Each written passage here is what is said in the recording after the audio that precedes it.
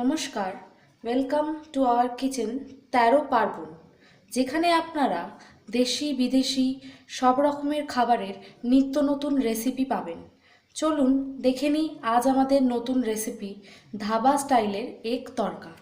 এটি বানাতে গেলে যে উপকরণগুলি লাগে তার মধ্যে প্রথম হলো আমি দুটি মাঝারি সাইজের পেঁয়াজ ছোট ছোট করে কুচিয়ে রেখেছি,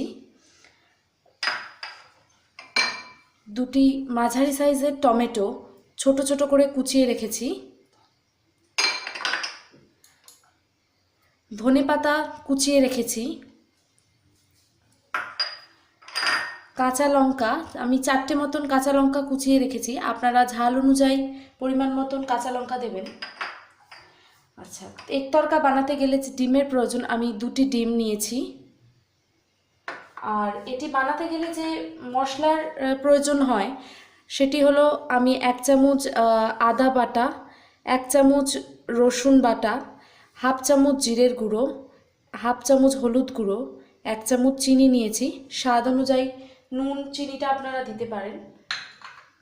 আর আমি 100 গ্রাম তড়কা বয়েল করে রেখেছি, যেটা আমরা অলরেডি নুন আর সামান্য হলুদ দিয়ে প্রেসার কুকারে আপনি 4টে সিটি দিতে পারেন। 6 ঘন্টা ভিজিয়ে রেখে আমি এটা সেদ্ধ করে রেখেছি।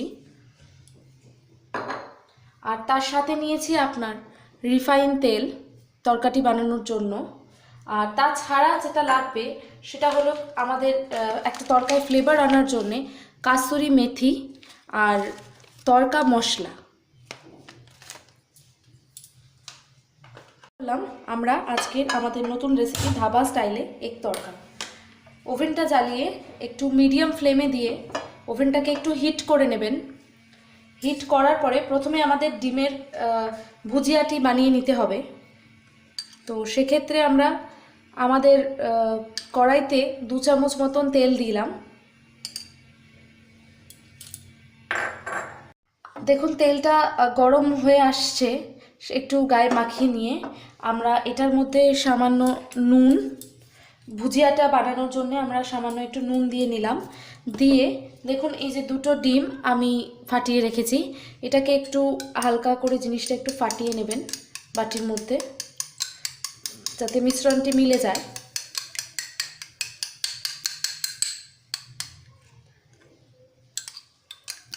এটা আপনাদের শীতকালের খুবই লোভনীয় খাবার। এটা ফাটানো হয়ে গেছে, এবার আমি ডিমটা কড়াইয়ের মধ্যে দিয়ে দিলাম।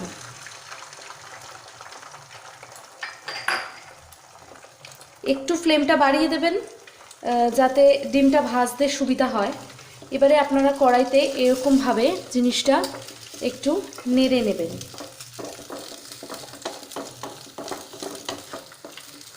দেখুন ডিমটা হালকা ভাজা ভাজা হয়ে গেছে।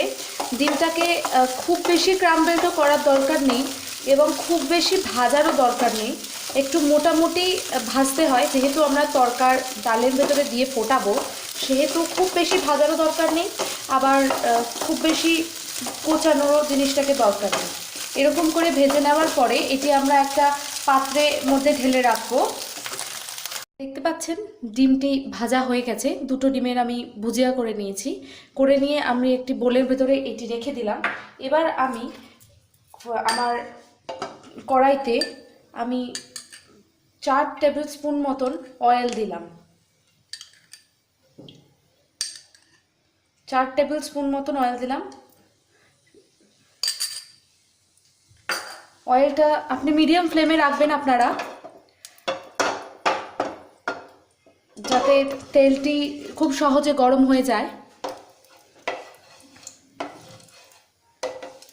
তেলটি গরম হয়ে আসছে, আমরা যে পেঁয়াজ কুচিটা 2টো পেঁয়াজ মিডিয়াম সাইজের কুচিয়ে রেখেছিলাম, সেই 2টি পেঁয়াজ কুচি আমি এই আমার কড়াইয়ের মধ্যে দিয়ে দিলাম।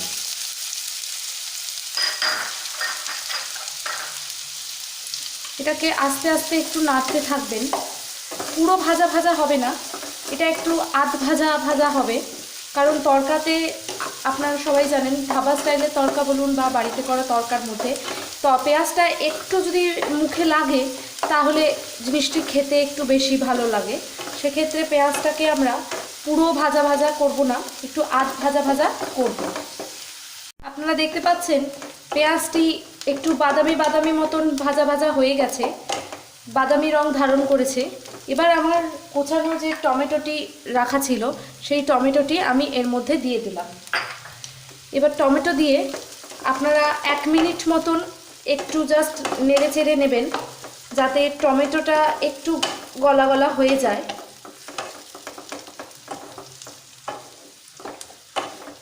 টমেটো দিলে তরকাতে টেস্ট খুব ভালো হয়। আর যারা ভেজ তরকা খেতে ভালোবাসেন তাদের জন্য বলবো, আপনারা পেঁয়াজটা আর ডিমটা না দিয়ে সেম প্রসেসে আপনারা তরকা করতে পারেন। টমেটোটা দেখুন, ফ্লেমটা অবশ্যই কিন্তু মিডিয়ামে রাখবেন, বেশি হাইতে করবেন না, তাহলে পেঁয়াজটা খুব তাড়াতাড়ি মেল্ট হয়ে যাবে। তো সেক্ষেত্রে টমেটোটাকে একটু জাস্ট নাড়িয়ে চাড়িয়ে নিন। আপনারা দেখতে পাচ্ছেন টমেটো আর পেঁয়াজটি 1 মিনিট নাড়াচাড়া করে নিলাম, করার পরে টমেটোটা হালকা নরম হয়ে আসছে। এবারে আমরা এটার মধ্যে আমরা যে আদাটি বেটে রেখেছিলাম 1 চা চামচ সেটা দিয়ে দিলাম, 1 চামচ রসুন বাটা দিয়ে দিলাম, আর দিয়ে একটু সামান্য আগে নাড়িয়ে নেবেন। রসুন আর আদাটা আপনারা গ্রেট করেও দিতে পারেন অথবা আপনারা মিক্সিতে পেস্ট করেও দিতে পারেন, এটা আপনাদের নিজস্ব চয়েসের উপর ডিপেন্ড করছে কিভাবে আপনারা দেবেন। ফ্লেমটি অবশ্যই মিডিয়ামে রাখবেন। এবং এরপরে আমরা জিরের গুঁড়োটা, যেটা 1/2 চা চামচ আমি নিয়ে রেখেছিলাম, সেটি দিয়ে দিলাম। হলুদ গুঁড়োটি দিয়ে দিলাম। আমরা বেশি হলুদ এই জন্যে দেবো না, কারণ হচ্ছে হলুদ আমরা অলরেডি দিয়ে রেখেছি। চিনিটা আমরা প্রয়োজন অনুসারে দিয়ে দিলাম, কারণ চিনিটা এটা আপনাদের স্বাদ অনুসারে আপনাদেরকে নিজেদেরকে ডিসাইড করে নিতে হবে। এবারে আমরা দেখুন তরকার এই যে মশলাটা, একটু ফ্লেমটা সামান্য বাড়িয়ে নেবেন। আমরা দেখুন তরকার মশলাটা একটু কষে নিচ্ছি, কারণ পেঁয়াজ আদা রসুনটা দিয়েছি যেহেতু আদা রসুনের একটা গন্ধ ছাড়ে, তো সেই ক্ষেত্রে একটু কষিয়ে নেব। এর মধ্যে আমরা আমাদের কুচানো কাঁচা লঙ্কা দিয়ে দিলাম। এবার এটাও আপনারা ঝালটা কীরকম খাবেন দেবেন। অনেকেই দেখবেন কাঁচা লঙ্কার বদলে গুঁড়ো লঙ্কা ইউজ করে থাকে, কিন্তু গুঁড়ো লঙ্কা খাওয়ার থেকে কাঁচা লঙ্কা খাওয়াটা স্বাস্থ্যের পক্ষেও ভালো। সেক্ষেত্রে আমার রেসিপিতে আপনারা সবসময় কাঁচা লঙ্কারই দেখতে পারেন। কালারের জন্য আপনারা সামান্য কাশ্মীরি মির্চ ইউজ করতে পারেন, বাট তরকার ক্ষেত্রে না করলেও চলে, সুতরাং যতটা অ্যাভয়েড করা যায় ততটাই ভালো। তাহলে কি হয়, আপনাদের এটা একটু স্পাইসিও কম হয় এবং শরীরের জন্যও ভালো হয়। শীতকালে তো বাঙালি মানেই তরকা রুটি এগুলো খুব চলতে থাকে আমাদের, সুতরাং তরকা আমাদের খুবই একটি লোভনীয় ডিশ। রুটির সাথে আপনারা তন্দুরি নান বা রুমালি রুটি বা হাত রুটির সাথে বাড়িতে করে খেতে পারেন। অবশ্যই আমার তরকাটি বাড়িতে বানান, দেখুন কেমন লাগছে। অবশ্যই আমাকে লাইক এবং কমেন্টস করে জানান আমার রান্নাটি আপনাদের কেমন লেগেছে। যদি ভালো লাগে অবশ্যই আমার চ্যানেলটি সাবস্ক্রাইব করুন। আপনারা দেখতে পাচ্ছেন এই মশলাটি আমরা 2.5 থেকে 3 মিনিট কষে নিলাম। আপনারা একটু দেখে নেবেন, আমি মিডিয়াম ফ্লেমে 2.5 থেকে 3 মিনিট কষিয়েছি।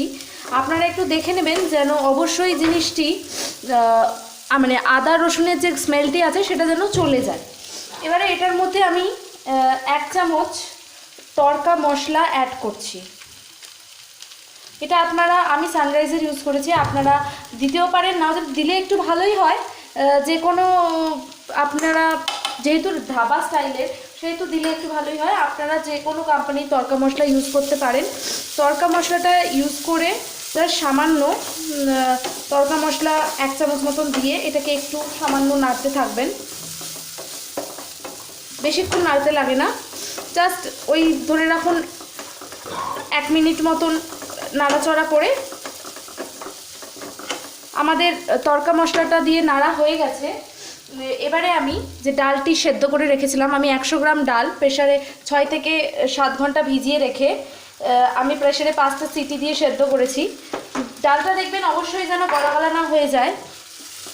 আমার সেদ্ধ করা ডালটা আমি মিলিয়ে দিয়েছি।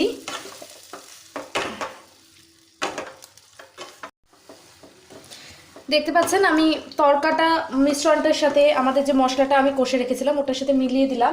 এবারে এর মধ্যে আমি ধনেপাতাগুলো দিয়ে দিলাম, কোচানো ধনেপাতা যেটা আমি কুচিয়ে অলরেডি রেখেছিলাম সেটাই আমি এটার ভিতরে দিয়ে একটু মিলিয়ে দিলাম। ধনেপাতাটা আপনাদের দিতে পারেন, ধনেপাতাটা দিলে খেতে খুব ভালো লাগে, অপশনাল, দিতে পারেন, কিন্তু কাসুরি মেথিটা কিন্তু আপনাকে ইউজ করতেই হবে। এবারে এটাকে ফোটানোর জন্য আমি একটু জল দিয়ে দিলাম, আপনি প্রয়োজন অনুসারে জল দেবেন। আমি মোটামুটি হাফ গ্লাস মতন জল এখন অ্যাড করেছি। অ্যাড করে আমি দেখব আপনারা যেরকম পাতলা খাবেন সেরকম অ্যাড করবেন। আমি হাফ গ্লাসের একটু বেশি জল অ্যাড করলাম, করে এবারে ওটার মধ্যে আমি স্বাদ অনুসারে নুন দিলাম। আপনাদের পরে লাগলে আপনারা পরে টেস্ট করে সেটা দিতে পারেন। আর এবারে আমি কাসুরি মেথি, যেটা আপনাকে আমরা আগেই বলেছিলাম, আপনারা কাসুরি মেথি এই এতটা মতন নিয়ে জাস্ট এতটা মতন নিয়ে আপনারা হ্যান্ড ক্রাশ করে ওকে দিয়ে দেবেন তরকার মধ্যে। কাসুরি মেথি দিলে তরকাতে একটা অ্যারোমা আসে, তো সেক্ষেত্রে বেশি দেবেন না, যেহেতু আপনারা অলরেডি আগে তরকাটায় ধনেপাতা দিয়েছেন, তাই পরিমাণটা বুঝতে হবে যেন বেশি না হয়। আমার বয়েল করা ডিমটা আমি মিলিয়ে দিলাম, যেটা আমি ক্রাম্বল করে রেখেছিলাম অলরেডি, সেই ডিমটি আমি মিলিয়ে দিলাম।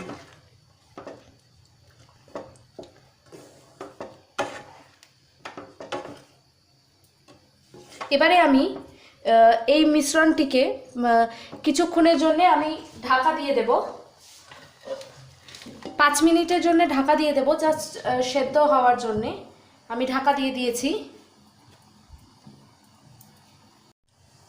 আপনারা দেখতে পাচ্ছেন আমার যেহেতু ডালটা ওয়েল কুকড ছিল, আমি 3 মিনিট মতন ডালটাকে ফুটিয়ে নিলাম। আপনারা দেখে নেবেন আপনাদের ডালটা সেদ্ধ হয়েছে কিনা আর কতটা গ্রেভি খাবেন সেই অনুযায়ী আপনারা ডালটাকে ফোটাবেন। আমি দেখে নিয়েছি আমার এতে স্বাদ অনুসারে নুন, চিনি এবং ঝাল সব কিছুই ঠিক আছে, তাই আমি আর কিছু অ্যাড করছি না, কিন্তু আপনারা অবশ্যই নামাবার আগে দেখে নেবেন। আর প্রয়োজন হলে আপনারা যদি ভালো লাগে বাটার খেতে, আপনারা নামাবার আগে একটু বাটার দিয়ে নামাতে পারেন। আর যদি আমার রেসিপিটি আপনাদের ভালো লাগে অবশ্যই আমার চ্যানেলটিকে সাবস্ক্রাইব করুন। আমার চ্যানেলে আপনারা লাইক বা কমেন্টস করে আমাকে জানান আজকের রেসিপিটি আপনাদের কেমন লেগেছে। আপনারা দেখতে পাচ্ছেন আজ আমাদের তৈরি হয়ে গেছে ধাবা স্টাইলের এগ তড়কা। আমি তড়কাটি ঢেলে একটা প্লেটে পরিবেশন করলাম। আপনারা এটি গরম গরম রুটির সাথে, পরোটার সাথে খেতে পারেন।